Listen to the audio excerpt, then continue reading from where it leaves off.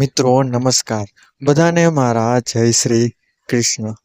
મિત્રો, શું તમે ક્યારેય વિચાર્યું છે કે તમારા ઘરમાં રાખેલું એક સામાન્ય પાન તમારી કિસ્મત બદલી શકે છે? હા, આ કોઈ કલ્પના નથી, આ એવું ચમત્કારિક પાન છે જે તમારા ઘરમાં મૂકતા જ દરિદ્રતા એટલે કે ગરીબી દૂર કરીને સુખ સમૃદ્ધિ લાવવાનું કાર્ય કરે છે। જ્યાં મિત્રો આ પાન હોય છે ત્યાં નકારાત્મક ઉર્જા ટકી શકતી નથી અને ધનનો એટલે કે માં લક્ષ્મીનો પ્રવાહ પોતે જ આપમેળે શરૂ થઈ જાય છે। પરંતુ મિત્રો સાવધાન, આ પાનનો સાચો ઉપયોગ અને સાચી જગ્યા જાણવી ખૂબ જ જરૂરી છે, નહીતર લાભની જગ્યાએ નુકસાન પણ થઈ શકે છે। તો મિત્રો, વધુ વાર ન લગાડતા તો ચાલો જાણીએ કે કયું છે આ ચમત્કારી પાન અને તેને કેવી રીતે આપણે ઉપયોગમાં લેવું જોઈએ જેથી તમે પણ બની શકો માલામાલ। વિડીયોની શરૂઆત કરીએ તે પહેલાં મિત્રો એકવાર કોમેન્ટ બોક્સમાં સાચા મનથી જય મા લક્ષ્મી અવશ્ય લખજો। મિત્રો, આપણા હિન્દુ ધર્મમાં વૃક્ષ અને છોડની પૂજાનું ઘણું બધું વિધાન છે। આ સાથે જ કેટલાક વૃક્ષના પાનનો ઉપયોગ અનેક ધાર્મિક અનુષ્ઠાનોમાં પણ થાય છે। લગ્ન પ્રસંગ તથા હવન તથા શ્રદ્ધાંજલિ વગેરે જગ્યાએ ઘણા બધા વૃક્ષના પાનનો ઉપયોગ થતો હોય છે। મિત્રો, આજે અમે તમને એક આવા જ ઝાડના પાન સાથે જોડાયેલી કેટલીક વાસ્તુશાસ્ત્રની ટિપ્સ બતાવીશું જે તમારા ઘરની સુખ શાંતિ માટે ખૂબ જ ઉપયોગી બનશે અને જેને અપનાવીને તમારું ઘર ધન ધાન્યથી ભરેલું પણ રહેશે। મિત્રો, આજે આપણે આ વિડીયોમાં વાત કરશી આસોપાલવના વૃક્ષ વિશે। આસોપાલવનું વૃક્ષ હિન્દુ ધર્મમાં ખૂબ જ પૂજનીય માનવામાં આવે છે। આ ઝાડના પાનનો પ્રયોગ મોટા ભાગે મિત્રો ધાર્મિક પૂજા પાઠમાં થતો હોય છે। આસોપાલવનું ઝાડ, જેને મિત્રો અહિંસા વૃક્ષ તરીકે પણ આપણા ધર્મશાસ્ત્રમાં ઉલ્લેખવામાં આવ્યું છે, હિન્દુ ધર્મમાં આ એક ખૂબ જ પવિત્ર ઝાડ માનવામાં આવે છે।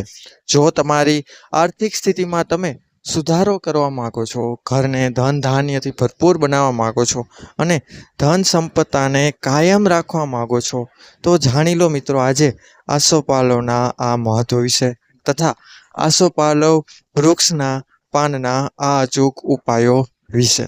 આ ઉપાયો અજમાવીને મિત્રો તમે પણ ઘરમાં સુખ સંપત્તિ તથા ઘણી બધી રીતે આવનારી મુસીબતોને મોટા ભાગે દૂર કરી શકો છો। ધન ધાન્યમાં વૃદ્ધિ માટે મિત્રો આ 5 વાસ્તુ ટિપ્સ અવશ્ય અપનાવવી જોઈએ, જે આપણે હવે વારાફરતી તેના વિશે જાણીશું। મિત્રો, સૌપ્રથમ કે માન્યતા છે કે આસોપાલવના પાનને ઘરમાં મૂકવાથી માં લક્ષ્મીની કૃપા પ્રાપ્ત થાય છે। મિત્રો, તેમના માટે તમારે દર શુક્રવારના દિવસે 11 આસોપાલવના પાનને એક લાલ કપડામાં બાંધીને તમારા ઘરની તિજોરીમાં તમારે મિત્રો મૂકી દેવાનું છે। આવું કરવાથી તમારા ઘરમાં સુખ સમૃદ્ધિ આવવા લાગે છે, પરંતુ સમય થતાં જ મિત્રો આ પાનને બદલવા પણ જરૂરી છે, નહીંતર મિત્રો આ પાન સડી જાય છે। મિત્રો, આસોપાલવના ઝાડની જડ ધન પ્રાપ્તિના હિસાબથી ખૂબ ઉપયોગી માનવામાં આવે છે તેવું વાસ્તુશાસ્ત્રમાં કહેવામાં આવ્યું છે। આ ઝાડની જડને મિત્રો શુભ મુહૂર્તમાં ઘરે લઈને આવો, એટલે કે અહીં આપણે ઝાડના મૂળિયાની વાત કરી રહ્યા છીએ, અને તેની જડને સ્વચ્છ પાણીથી ધોયા પછી સુકાવીને ઘરની તિજોરીમાં મૂકી દો। તેમાં રહેલી ધૂળ મિટ્ટી વગેરેને દૂર કરીને તિજોરીમાં રાખવાથી, આવું કરવાથી ઘરમાં ધનની કમી રહેશે નહીં તથા ઘરમાં ધન જળવાયેલું રહેશે। હવે બીજા ઉપાય જોઈએ તો મિત્રો, જો તમારા વેપારમાં વૃદ્ધિ જોતી હોય, વેપારમાં ખૂબ નફો મેળવવો હોય તો મિત્રો આસોપાલવના પાનની માળા બનાવીને તેને તમારી ઓફિસ કે દુકાનના મુખ્ય દરવાજા પર લટકાવી દો। મિત્રો, અહીં આસોપાલવના તોરણની વાત કરવામાં આવી છે। આવું કરવાથી તમારા વેપારમાં મિત્રો દિવસ રાત વૃદ્ધિ થવા લાગશે। આ સાથે વેપારમાં ખૂબ નફો પણ થવા લાગશે અને મિત્રો સમયાંતરે આ આસોપાલવની માળા બદલવી જરૂરી છે.